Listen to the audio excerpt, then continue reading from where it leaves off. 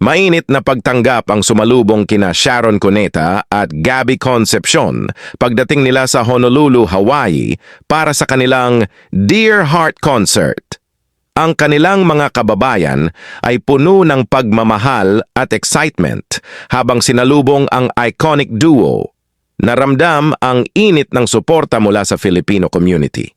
Sa kanilang pagdating, makikita ang saya at pasasalamat ni Sharon at Gabby habang naghahanda para sa isang gabi ng nostalgia, musika at kilig na tiyak na magpapasaya sa kanilang mga fans. Tunay na isang heartwarming na simula para sa espesyal na Hawaiian reunion na ito. Tomorrow at the Hilton Hawaiian Village, we'll be singing for you in Dear Heart. Thank you so much.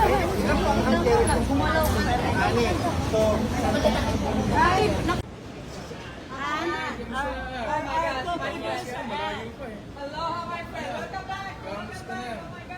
Yan ang pamilya.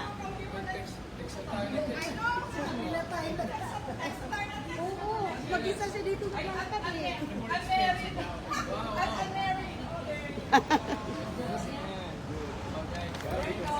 Guys, for updates, just go to my Instagram, Concepcion Gabby. If you have Instagram, Nakalive. Alright, yes. And thank you. Concepcion Gabby. Check us out. Check out all the ads there. Basta, we'll see you tomorrow. Doon ka na, Jeff. Bukas, we still have Vancouver. That's the last one. Wow. Yes. Dito na siya. Really?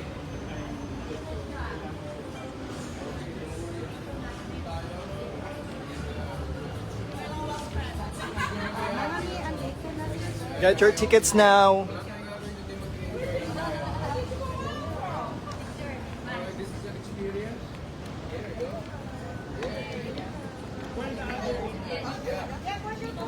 Nandoon, kuya. Guys, go to my website. Go to my YouTube channel. Gabby Concepcion Experience. Alright. Sino to? Nakalive lang.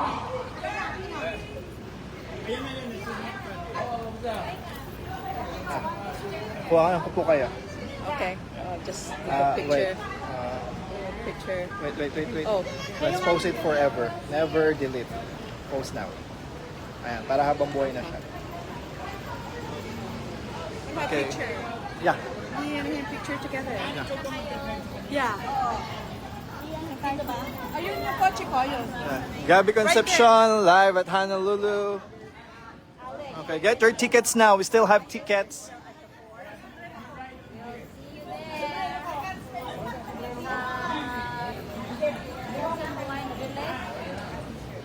Yeah.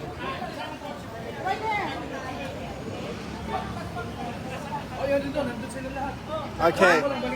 Okay, see you tomorrow at the show, guys.